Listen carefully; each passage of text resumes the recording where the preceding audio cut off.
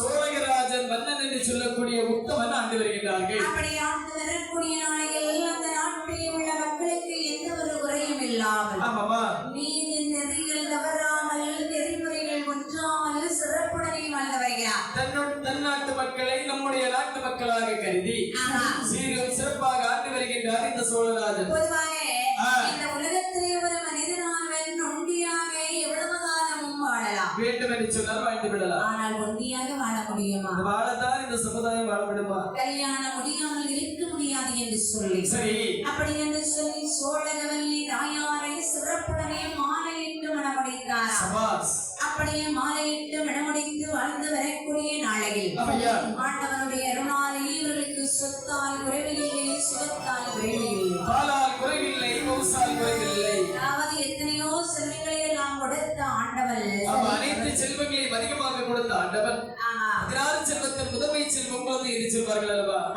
குழந்தை செல்வத்தை கொடுக்க மறுத்து விட்டார். அதாவது குழந்தை இல்லாத காரணத்தினால் சோழகவல்லி தாயார் பார்த்து சொல்லுகின்றார்கள்.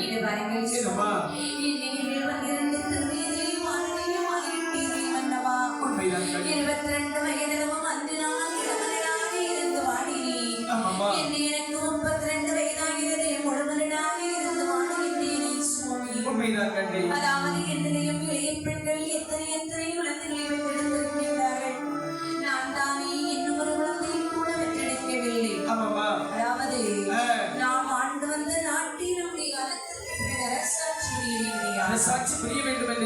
கண்டிப்பாக நமக்கு குழந்தை வேண்டும் அல்லவா? யாருடைய மகன் இன்னார் என்று சொல்வதற்கு நமக்கு ஒரு குழந்தைகள் வேண்டாம். ஆமாம்மா. பிள்ளை இல்லாத வாழ்வதுதான் பெரும் பாக்கியமான வாழ்வல்லவா சுவாமி. கண்டிப்பாக கண்ணி. ஆகையால் நான் இப்படியே குழந்தை இல்லை இல்லை என்று எழுதி கொண்டிருந்தான். ஆமாம்மா. ஏதாவது வளரணுமா? எந்த ஒரு பலனும் கிடையாது அல்லவா? ஆகையால் நான் சிறு குழந்தைக்காக ஆலயங்கள் தோறும் சென்று தம்மிருந்து விட்டு வரட்டுமா? அருமை செல்வமே, என்ன?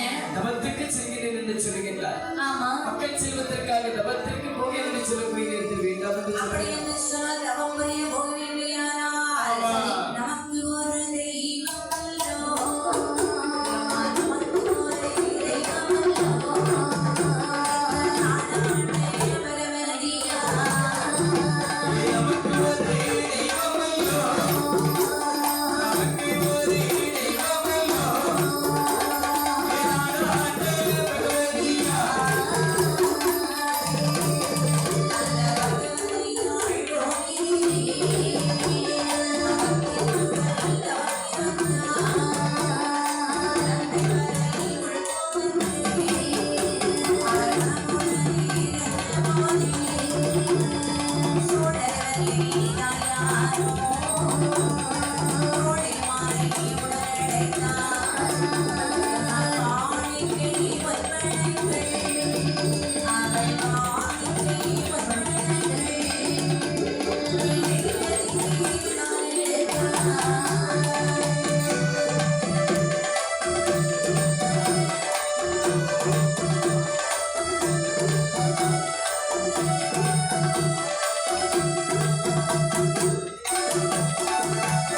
குழந்தைக்காக அமர்ந்து விட்டு வருகிறேன் என்று வார்த்தையானது கேட்டபோது ஆமாம்மா. பார்த்தால் இந்த சோழன் மன்னன் சொல்லுகின்றான். என்ன என்னம்மா சொல்லுகிறார்? வீரவரமா, என்னம்மா? குழந்தைக்காக தவம் இருக்க போறேன்னு சொன்னா சரிதான். ஆமாம்மா. அதாவது குழந்தைக்காக தவம் இருக்கக்கூடிய இடத்தில் சரி.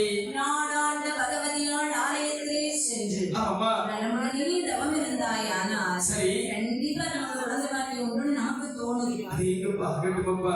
ஆகையால் சரி. இப்படிப்பட்ட தனியா போக வேண்டாம். வேற? ஏழை தோழிமார்கள் உண்டல்லவா, ஆமாம்மா. அவர்களை அழைத்துக் கொண்டு சென்று தவம் இருந்துட்டு வா. ஆகட்டும் என்று சொல்லி தன் கருத்து தோழிமார்கள் 7 பேரை அழைத்துக் கொண்டு சரி. நவம் இருக்க வேண்டும் என்று சொல்லி அதாவது காணிக்கை வைப்பதற்கு ஆ. 2 மட்டும் பொன் பழங்களை எடுத்தாள். அனைத்து பொன்பணங்களையும் எடுத்துக்கொண்டு கட்டுப்பட்டி தனிய வைத்து பட்டு பரிவட்டம் எடுத்து உடுத்துக் கொண்டு ஆமாம்மா. அந்த பகவதியால் ஆலயத்திலே சிறு தவம் இருக்க வேண்டும் அல்லவா? கண்டிப்பாக. அப்படி என்று சொல்லி தோழிமார்களை உயிர் தோழிமார்கள் 7 பேர் அவையா. அந்த 7 பேரை அழைத்துக் கொண்டு சரி. உன்னுடைய எப்படி வந்து தவம் இருக்கிறான் என்று வரலாம். எப்படி ஒண்ணே கற்பக்குள்ளும் தண்ணி இறங்கி தீர்த்த மாட்டை பார்த்து தண்ணீரை இறங்கி இந்த பரிமாற்றம்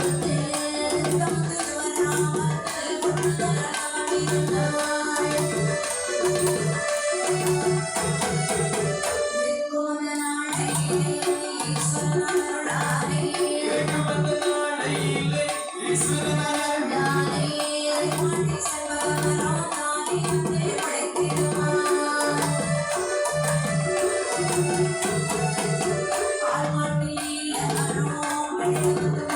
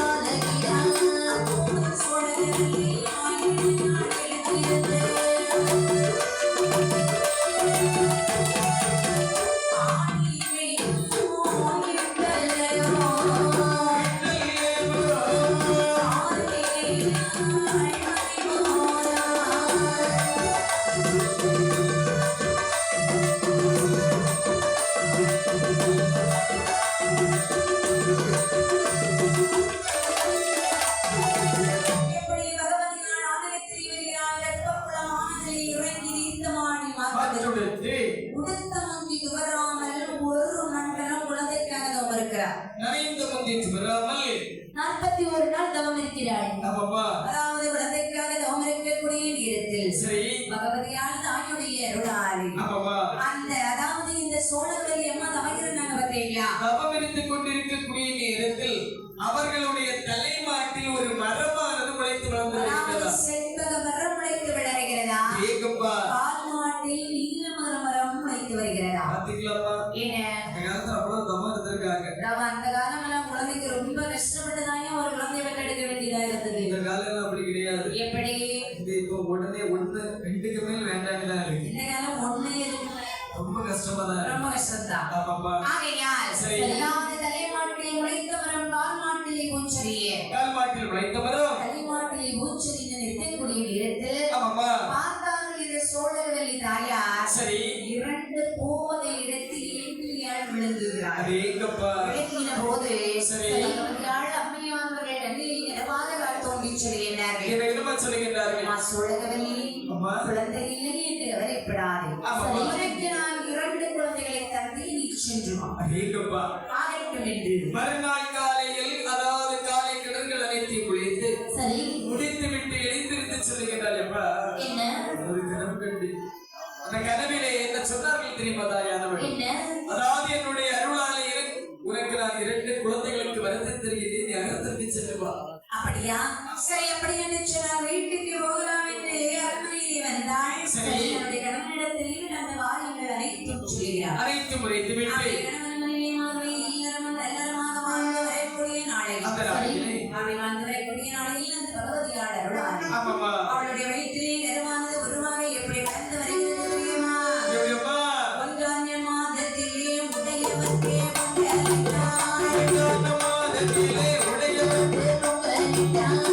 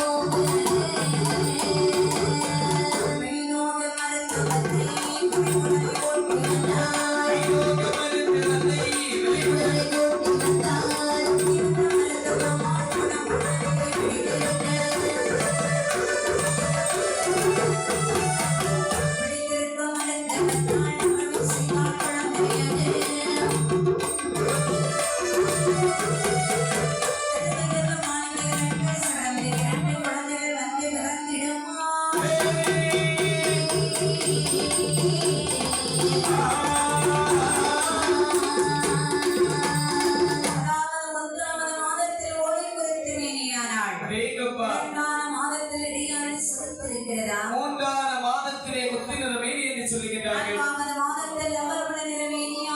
5 மாதத்திலே அரவையரை சூழி என்று சொல்லுகிறார்கள். 5வது மாதம் தான் அறிகிறார்களாம். 6 மாதத்தில் அனைவரும் நாமருக்கு என்று சொல்லுகிறார்கள். 7வது மாதத்தில் 7 முறை பிறகுதென்றாள். 8 மாதத்திலே 8 முட்டாய் என்றார்கள். 9வது மாதத்தில் உடையவரை நெஞ்சம் என்றாள். ஏகப்பா. 10 மாதம் முடிந்ததற்கு ஒரு மருத்துவத்தை அழைத்து வந்து மருத்துவம் பார்க்க சரி. அந்த ஆண்டவனுடைய அருளாலும் ஆமாமா. அந்த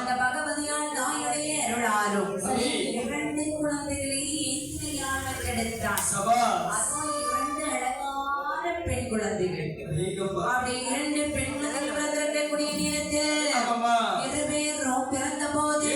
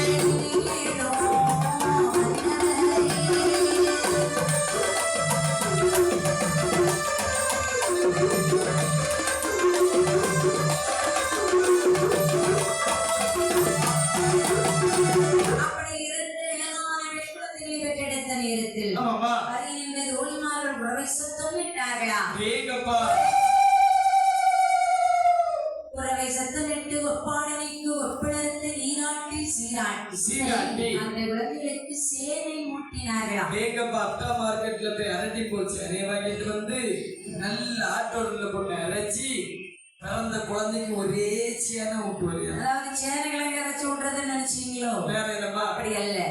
சீனி கற்கண்டு கொண்டு சேனை ஊட்டுகிறார்களா? ஆமா, அதாவது சுத்தமான தேங்காய் எண்ணெய். ஆமா ஆமாம்மா, அதாவது சின்ன உள்ளி. ஆமா, நம்ம இதெல்லாம் வச்சு சேனை ஊட்டுவாங்க. உங்களுக்கு ஊட்டிருக்காங்களா? எனக்கு ஊட்டுறதா இல்ல. அதனாலதான் இவ்வளவு வண்ணமா இருக்கு. எனக்கு ஊட்டுறதுனால நான் ரொம்ப மெயிலா இருக்கு பாத்தீங்களா? ஆமா, சேனை விட்டு நீராட்டி தேன்மொழியோடு அளவுடைய சரிங்க. அண்ணாவது இருக்கா தெரியுமா பெட்டிக்கான? ஆமா, அவங்க வீட்டுல கல்ல கரைச்சி ஊத்துறாங்க. அதனால எப்படி இருக்கிறாரோ? நல்லெண்ணெயா? ஆகையால் அந்த குழந்தைகளுக்கு நீராட்டி ஒட்டுமெட்டி நித்தலத்தில் நான் கிடத்தி நல்ல முறையில் விழுந்த குழந்தை பிறந்த வராவரனை பார்க்க வேண்டும் அல்லவா? ஒரு ஜோதியை வரவழைத்த அரண்மனை ஜோதிடரை அரண்மனை கூட்டிட்டு வந்தாங்க. அந்த காலமெல்லாம் எந்த ஒரு குழந்தை பிறந்தாலும் சரிதான், சரி ஜாதகம் கண்டிப்பா இருக்குமா?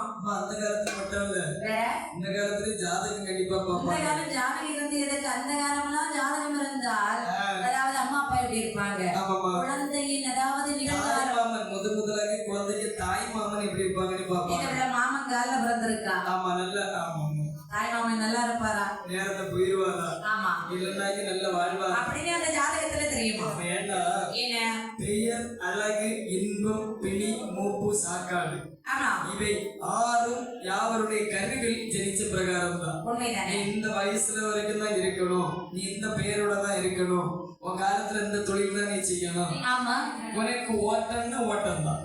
ஆமாமா ஆமா, ஆண்டமே எழுதி வச்சிருப்பார், நீ ஓட்டம் தான். ஆமாம்மா, என்ன ஓட்டனா? அந்த ஓட்டம் இல்ல, வேற ஓட்டம். ஓட்டம் ஓட்டம்னா ஓட்டம் உனக்கு தெரியாதா? 100 மீட்டர் ஓட்டம். அந்த ஓட்டம் வேற என்ன? அந்த ஓட்டம் கிடையாது. அந்த பருவ வயசுல பண்ணி குட்டியில கண்டு குட்டியா தெரியுமா? எங்களுக்கு எல்லாருக்கும் சேர்ந்துதான் சொன்னேன். ஆமா, அந்த இடத்த ஓடுவாங்க தெரியுமா? அந்த ஓட்டம்னு சொல்லியாச்சு, எழுதிட்டாருன்னு சொல்லியாச்சுன்னா நீ ஓட்டம் தான். அதை யாரு பிடிச்சு நிறுத்தினால முடியாது. ஆமாமா, சரி. இப்படி அவரவர்கள் தலையில் எழுதுபடிதான் நடக்கும். ஆகையால் அரண்மனை ஜோதிடரை வரவழைத்து சொல்லு புரட்சமைத்து பார்க்கவேமே என்று. சரி ஐயா ஜோதிரி, எனக்கு ஆண்டவருடைய அருளாலே சரி 2 குழந்தை பிறந்திருக்கு. 2 அழகான பெண் குழந்தை. தேங்கப்பா, ஒண்ணு அங்கவை ஒண்ணு சங்கவை. இல்ல ரொம்ப நல்ல குழந்தை, அழகா இருக்குது. அதனால என்னுடைய குழந்தை வராவதை பார்த்து சொல்லுங்கள் என்று வைத்தபோது சரி பார்த்தார் என்ற அரண்மனைக்கு பாலாலை பரல் கழுவி பஞ்சாங்கத்தை அப்படியே விரித்து பார்த்து சொல்றேன். அவருடைய உடனடியாகவே அந்த ஜாதகத்தை பார்த்து என்ன சொல்கிறார்கள்? இந்த பாலகியால் பிறந்தவள் அம்மா பாலகியால் பிறந்தவள் இனி கேளும் வந்தவளே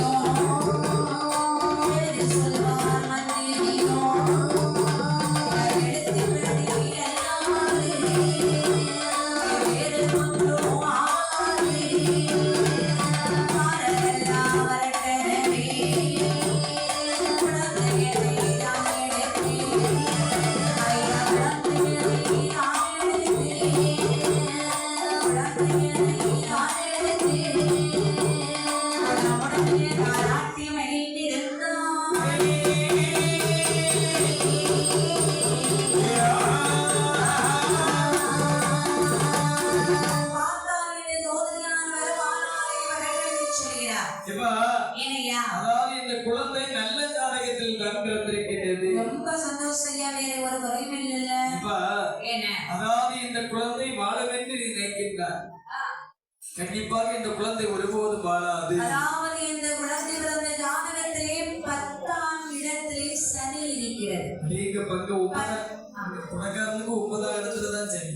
9ஆம் இடத்துல தான் சனி. ஆமா, இந்த பிள்ளைக்கு 8ஆம் இடத்துல சனி. 8ஆம் இடத்துல. ஆனா பெட்டிக்காரனுக்கு 7ஆம் இடத்துல சனி. ஆமா, பக்கத்துல இருக்கிறதே சனி. இருக்கதே சனிதான். ஆமா. ஆகையா அதாவது 10ஆம் இடத்திலே சனி உண்டு. இன்னொருத்தர் இருக்க தெரியுமா? ஆமா, இருக்காரு. இவனை நீ எங்க கூட்டிட்டு போறாலும் சனிதான். எங்கேயும் சனிதான். ஏன்னா ஜாதகமே சனியாத்தான் இருக்கு. அதெல்லாம் செய்ய மாட்டான், அடுத்தவங்க செய்யவனையும் செய்வான். பின்னாடி இருக்கிறத சந்தோஷம். ஆமாப்பா. ஆகையா 10ஆம் இடத்திலே சனி இருக்கக்கூடிய காரணத்தினால் பதியானது இழப்பதற்கு விதி இருக்கு. ஆமா, கண்டிப்பாக. இந்த பதி இழந்து இந்த நாட்டை இழந்து நீங்க வேறு நாட்டுக்கு போவதற்கு விதி இருக்குதுயா. இந்த நாடானது அழிவதற்கு விதி இருக்கிறது. சரி, அதனால இந்த குழந்தைகள் நல்ல ஜாதகத்துல பிறக்கல. அது மட்டுமல்லாமல் இந்த குழந்தை 12 வயதில் இறப்பதற்கு ஒரு விதியானது இருக்கின்றது. 16 வயது. ஆமா, 16ஆம் வயதில் இறப்பதற்கு ஒரு விதியானது இருக்கிறது என்று உரைத்த போதே பார்த்தால் உடனடியாகவே சோழர் மன்னர் சொல்கிறார், யார் ஜோதிரி குழந்தை இல்ல இல்ல இல்ல இல்லன்னு தான் இருந்து பெற்றெடுத்திருக்கிறோம். அப்படி இருக்கக்கூடிய நேரத்தில் ஒரு ஜாதகத்தில் சொல்வது எத்தனையும் உண்மையாக இருக்குமா? ஜாதகத்தை நம்மளால உலகத்துல வாழ முடியுமா? எதுக்கு எடுத்தாலும் ஜாதகம் ஜாதகம் ஜாதகம் சில பேர் எடுத்து ஓடுவாங்க. அதை சொல்லி மண்டை உழைப்பு ஓடுவாங்க. என்ன அதாவது ஒரு இடம் வாங்க போனா இந்த பிள்ளை எளிய பிள்ளைக்கு ஜாதகத்தோடு கொடுப்பாங்க.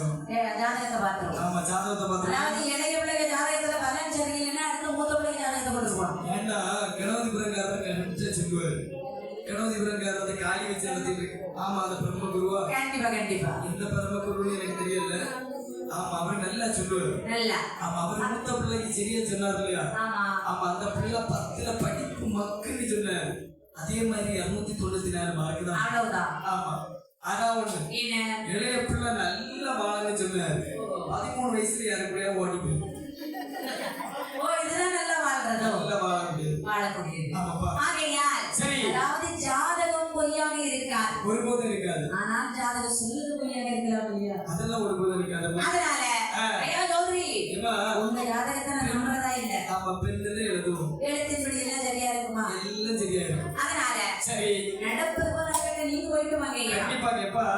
என்ன முதல்ல சொல்லிருக்க வெகுமதியை பின்னாடி இருக்கிறதா அப்படியே அந்த பதிக்கு போயிட்டு என்னது? வெகுமதி வெகுமதி வெகுமதி தானே? பணம் பின்னாடி இருக்கிற ஒரு தருவார் வாங்கிட்டு போங்க. அதோட இந்தியாவை ஒன்று செத்துட்டாங்க.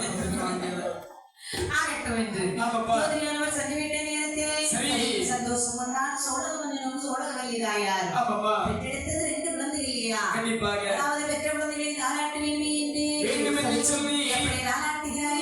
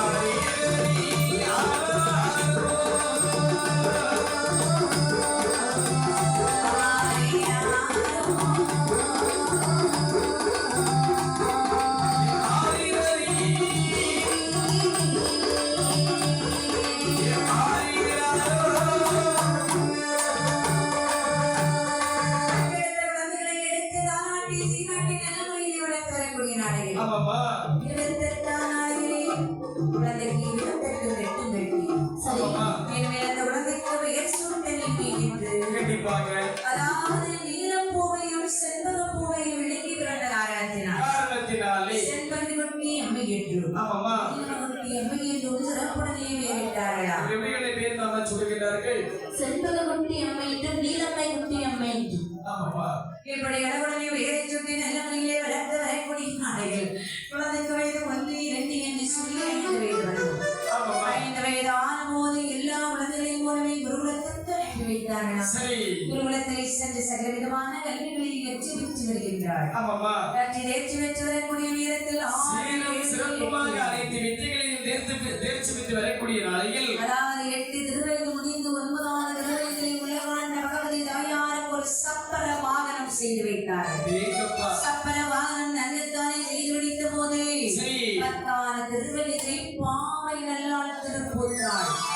10 வயசுல அந்த அம்மா பெரிய பிள்ளை இருக்காங்க. அப்படியே திருப்பூத்து பதிமாகவே சடங்கானது முடித்து திருப்பூத்து இருக்கக்கூடிய நாளையிலேயே சோழவள நாட்டில் சிறப்புடனே இந்த சோழக ராஜன் சோழகவல்லி அம்மையோடு சிறப்புடனையும் வந்து வருகிறார்களா? அந்த வரக்கூடிய நாளையில் சோழக ராஜன் சோழகவல்லியோ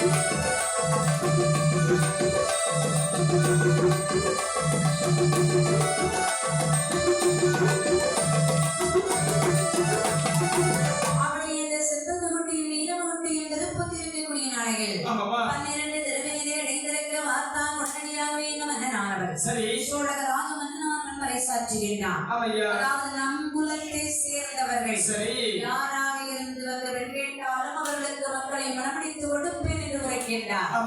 அந்த வார்த்தையானதை காதில் கேட்டான். சரி பண்டிதர் குலத்தை சேர்ந்த மைசூரான் என்று சொல்லக்கூடியவர். நீங்க பங்கிருந்து அங்க போயிருக்காங்க. ஆமா மைசூர் தானமா? மைசூரான் அதாவது அவருக்கு பேர். ஓ அந்த ராஜாவோட பேர். மைசூரான். ஆனால் அவர் என்ன குலத்தை சார்ந்தவர்? மனிதர்களோ ஆமாப்பா. அப்படி உடனடியாகவே இந்த செப்பகுட்டி நீலமகுட்டி பெண் கேட்டு வரக்கூடிய நேரத்தில் பார்த்தான். உடனடியாகவே இந்த மன்னனார் சொல்லுகின்றார், ஐயா மைசூரா, நான் என்ன சொல்லி பறைசாற்றினேன்? அதாவது என் குலத்தில் இருப்பவர்கள் எவராவது உண்டு என்று சொன்னார் என்னுடைய 2 மகள்களையும் நான் திருமணம் முடித்து கொடுக்கலாம் அல்லவா சொன்னேன். உன்னுடைய குலம் வடுவர் குலம் அல்லவா, மரியாதையாக சென்று விடு. அப்படி என்ற வார்த்தையாக கேட்ட போது வந்தவன் திரும்பி ஒன்றுமே சொல்லாம போயிட்டான். மனசுல நினைச்சுக்கிட்டான், பா பா பா பாடா அப்படி நினைச்சிட்டு. அப்படி சொன்ன போது உடனடியாகவே நாடானை வரவழைத்து சொல்லுகின்றார் சோழராஜன். ஐயா நாடானை, அதாவது நம் குலமும் அவர் குலமும் ஒரு குலம் அல்ல, ஒருபோதும் கிடையாது. நம்முடைய குலமும் ராஜகுலம் அல்லவா, அவருடைய குலமும் வடுவர் குலம் அல்லவா. அந்த மைசூரான் என்பவருக்கு மக்களை மனமுடித்து கொடுக்க மாட்டேன் என்று உடனடியாகவே சொல்லிவிடுங்கள். அப்படி உரைத்த போது இந்த நாடார் சொல்கின்றார், நீங்க சொல்றது உண்மைதான், ஆனால் இந்த மைசூரான் என்று சொல்லக்கூடியவர் எந்த நாட்டுக்கு படையெடுத்து சென்றாலும் நாட்டை வெல்லாமல் வந்ததில்லை. கொடுக்க மாட்டேன்னு சொன்னீங்கன்னா படையெடுத்து வந்து மக்களை கடத்தி அல்லவா சென்று விடுவான், சிறையெடுத்து சென்று விடுவானே. என்ன பண்ணுவது? கண்டிப்பாக என்ன, அதாவது அவன் எப்படித்தான் வந்தாலும் சரிதான், என்னுடைய மகளை அவனுக்கு நான் திருமணம் முடித்து கொடுக்க போவது. சிறையெடுத்து நம்முடைய தேசத்தை அழித்திடுவான் என்ற வார்த்தையானது கேட்ட போது உடனடியாகவே வார்த்தான் என்ற சோழக மன்னன், அதாவது இந்த நாட்டில் இருந்தால்தானே நம்மளோட சிறையெடுத்து வருவான். என்னுடைய மக்களுக்காக இந்த தேசத்தை விட்டு வேறு தேசமானாலும் நான் சென்று வாழ்வேன், எந்த தேசத்திற்கு சென்று நான் என்னுடைய மக்களை நான் காப்பாற்றுவேன். அப்படி என்று உரைத்த போது சோழக ராஜாமோ சோழகவல்லியோ யாரோ, சோழக ராஜாமோ சோழகவல்லி யாரோ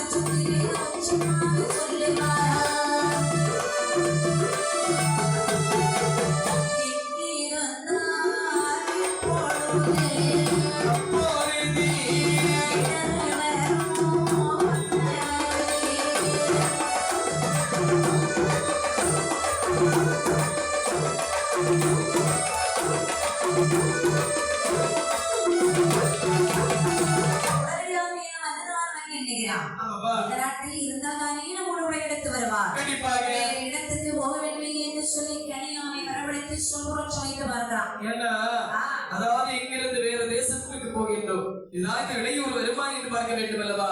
ஆமா. அப்படி என்று சொல்லி சொல்புறம் சமைச்சு பார்க்கக்கூடிய நேரத்தில் பார்த்தால் உடனடியாக என்ன கனியான் சொல்கிறார், ஐயா அண்ணவா, என்னப்பா இந்த நாட்டில் இனிமேல் ஒரு நிமிடம் இருந்தாலும் கண்டிப்பாக உங்களுக்கு ஆபத்து வருகிறது. ஆமையா. ஆகையால் சரி, நீங்கள் உடனடியாக நாடு விட்டு எங்கேயாவது சென்று விடுவது நல்லது. ஐயோ, அதாவது இன்றைக்கு ராத்திரியில் எல்லோரும் போக வேண்டுமே என்று சொல்லி வேண்டும் என்ற ரகசியமாக ஒப்படங்கள் அத்தனையும் எடுத்தார். வெள்ளி வெண்கிற பாத்திரமும் மிகுந்த நல்ல திரவியமும் எடுத்துக்கொண்டு தன்னுடைய மனைவி மக்களுக்காக வல்லாக்கு வந்து சமைத்தார். சமைத்து விட்டு மக்கள் இருவருக்கு வாய்த்ததில் வெள்ளாக்கும் தவிர்த்து சோழகவல்லை தாயாருக்கு சொல்பெரிய வெள்ளாக்கு கொண்டு வந்து அங்கிருந்து போக வேண்டுமே என்று உரைத்து விட்ட நேரத்தில் சோழகே ராஜனுமே